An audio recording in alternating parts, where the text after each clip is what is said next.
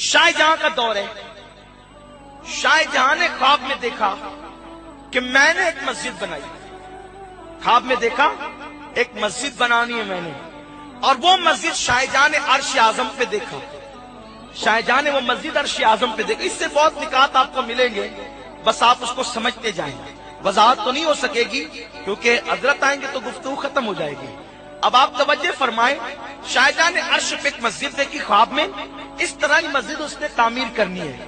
तो शाहजहां ने पूरे ऐलान कर दिया सब तरफ, भाई इंजीनियर जो है ना वो आए, और आने के बाद जो मैंने ख्वाब में मस्जिद का नक्शा देखा है अर्श पर, उस तरह बनाए।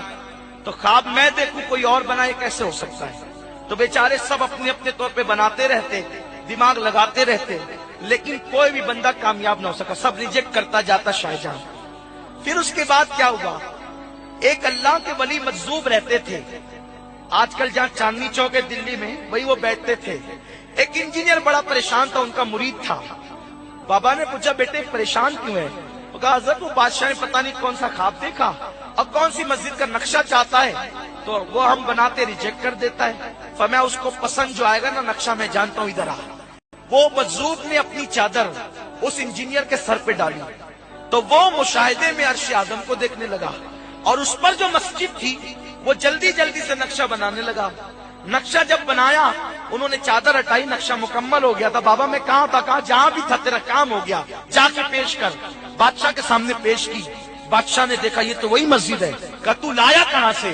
कहा माफ कीजिएगा, लाया कहां से ये छोड़िए, पसंद है या नहीं ये फरमाए। तो कहा यही तो वो नक्शा है जिसको मैं बनाना चाहता हूँ। काफी ठीक है, चलो बनाओ। तामीर मस्जिद होने लगी। उस वक्त एक बात यह भी हुई कि बादशाह ने कहा इस मस्जिद का संगे बुनियाद जो रखेगा उसके लिए जरूरी है कि वो तहज्जुद गुजार हो।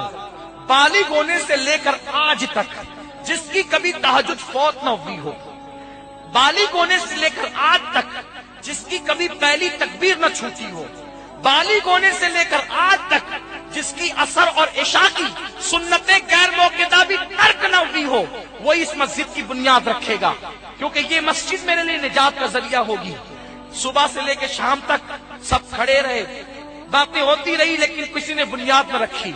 जब सूरज गुरूब होने को आया तो शाहजहां खुद आगे बढ़ा, उलमा ने बाजू पकड़ा, शर्त लगाई है तब वो जब तक पूरी नहीं होगी बुनियाद रखी नहीं जाएगी। शाहजहां की आंख में आंसू थे, कहने लगे अल्हम्दुलिल्लाह, बालिग होने से लेकर आज तक कभी मेरी तहज्जुद नहीं छूटी, कभी मैंने तकबीर उला तर्क नहीं की, और मेरी असर की सुन्नतें गैर मौक़िदा कभी नहीं छूटी।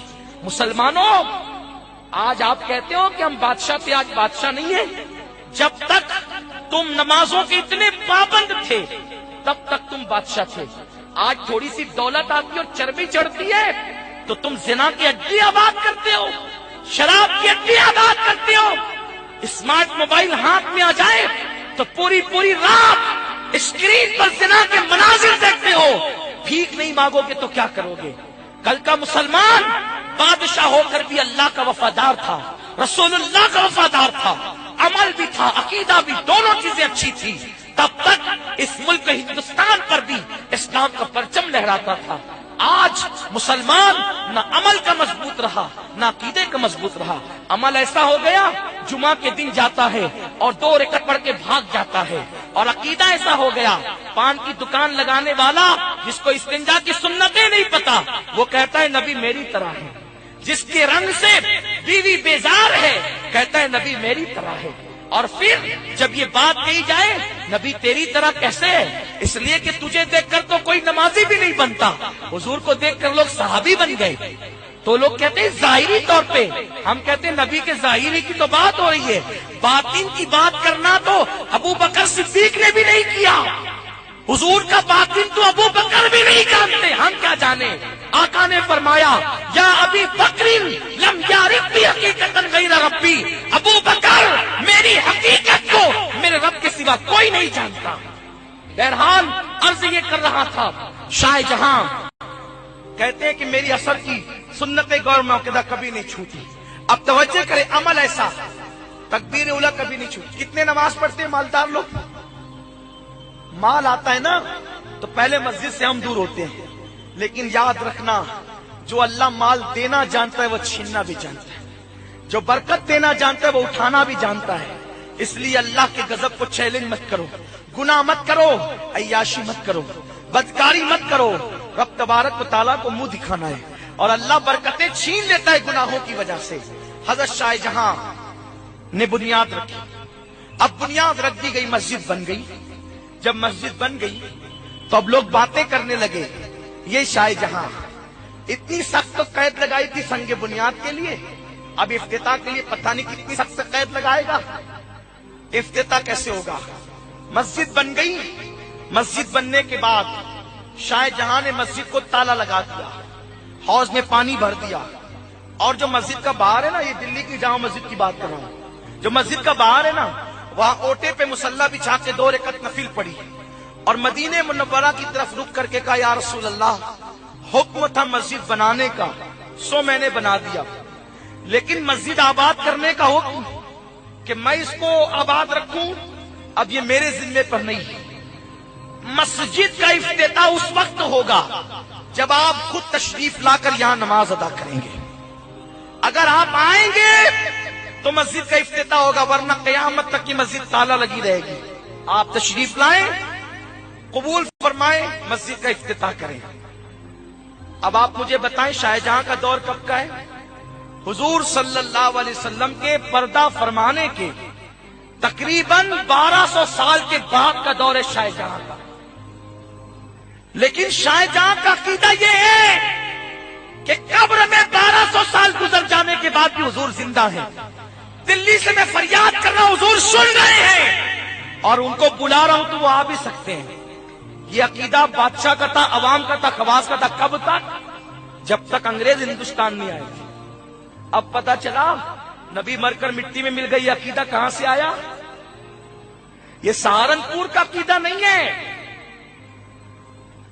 یہ عقیدہ قادیان کا نہیں ہے، یہ عقیدہ ندوہ کا نہیں ہے، یہ عقیدہ کہاں کا ہے؟ یہ عقیدہ برطانیہ سے آیا ہوا ہے، پرچار اس جگہ سے ہوا ہے، پرچار ان لوگوں نے کیا ہے، پرچار کی جگہ یہ ہے، لیکن عقیدہ آیا ہے یہ برطانیہ سے، انگلستان سے۔ یہ عقیدہ ہندوستانیوں کا نہیں ہے، یہ عقیدہ عربوں کا نہیں ہے۔ ارے عربوں کا یہ عقیدہ ایسے ہو سکتا ہے کہ صدیق اکبر نے رسول پاک کے پردہ فرمانے کے 2.5 سال کے بعد کہا کہ میرے انتقال کے بعد میرا جنازہ رسول اللہ کے قدموں میں رکھنا، اور حضور سے کہنا ابو بکر زندگی بھر ساتھ رہا تو مزار میں بھی قدموں میں سونا چاہتا ہے، اگر حضور اجازت دے تو مجھے حضور کے قدموں میں دفن کر دینا، اور اجازت نہ دے تو مسلمانوں کے قبرستان میں دفن کر دینا۔ قبر کے اندر سے بھی کوئی اجازت دے سکتا ہے؟ ہاں دے سکتا ہے، یہ صدیق اکبر کا عقیدہ ہے۔ الخصائص الکبریٰ میں امام سیوطی نے لکھا ہے، پتا چلا کہ یہ جو عقائد تمہارے اندر آئے نا، تقویت الایمان والا عقیدہ، حفظ الایمان والا عقیدہ، براہین قاطعہ والا عقیدہ، یہ سارے عقائد کے ذمہ دار پرچار مولویوں نے کیے ہیں۔ یہ عقیدے لانے والے انگریز ہیں، تن کے گورے من کے کالے انگریز ہیں یہ، ورنہ ہمارے عقائد کیا تھے؟ عوام کا بھی عقیدہ تھا۔ حضور کو بلائیں، اگر چاہیں تو آئیں گے۔ شاہ جہاں نے کہہ تو دیا، کئی دن گزر گئے، روز دروازہ کھلتا، صبح کو حوض دھویا جاتا، پانی پھینکا جاتا، نیا پانی بھرا جاتا، بس کسی کو نماز پڑھنے کی اجازت نہ تھی۔ شب جمعہ میں شاہ جہاں نے خواب دیکھا کہ حضور تشریف لائے، مسجد کے اندر اترنے کے بعد حضور نے بیٹھ کے وضو کیا۔ حضور آئے تو حضور کو وضو کی ضرورت کیا ہے، لیکن حضور نے وضو کیا۔ وضو کرنے کے بعد حضور نے نماز پڑھی، آنکھ کھلی، غسل کیا، علماء کو، سادات کو، مشائخ کو اور سپاہی کو لے کر لال قلعے کے راستے سے جامع مسجد آئے۔ اندر سے راستہ تھا، اب بھی ہے۔ تو آئے تو کہا کہ جمعہ کی نماز سے مسجد شروع کر دو۔ علماء نے کہا کیوں؟ آپ نے تو کہا تھا جب تک حضور نے کہا حضور آ چکے۔ کہا یہ خوشبو نہیں دیکھتے حضور آ رہے، خوشبو آ رہی ہے۔ کہا خوشبو تو آ رہی ہے، لیکن شاہ جہاں کوئی دلیل چاہیے علماء کو۔ تو کہا میں نے خواب میں حضور کو وضو کرتے بھی دیکھا ہے حوض پہ۔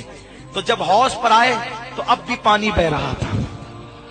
اس دن سے لے کر آج تک جہاں حضور نے بیٹھ کے وضو کیا تھا اب بھی اس جگہ پہ جالی لگا دی گئی. جا کر کے دلی کی جامع مسجد دیکھ لو, آج کل سے جالی نہیں لگی, اسی دور سے لگی ہے جالی. اور لکھا ہوا ہے کہ یہ جگہ حضور علیہ السلام کے وضو کرنے کی جگہ ہے. فارسی میں لکھا ہوا ہے, آج بھی آپ جا کے دیکھ سکتے ہو. وہاں کسی کو بیٹھنے کی اجازت نہیں ہے, جالی لگی ہوئی ہے, آج بھی لگی ہوئی ہے. اب آپ مجھے بتائیں کہ حضور آ کر مسجد کا افتتاح کرتے ہیں, سارے علماء نے اتفاق کیا. تو یہ عوام اور خواص کا عقیدہ کب تک تھا؟ 1857 سے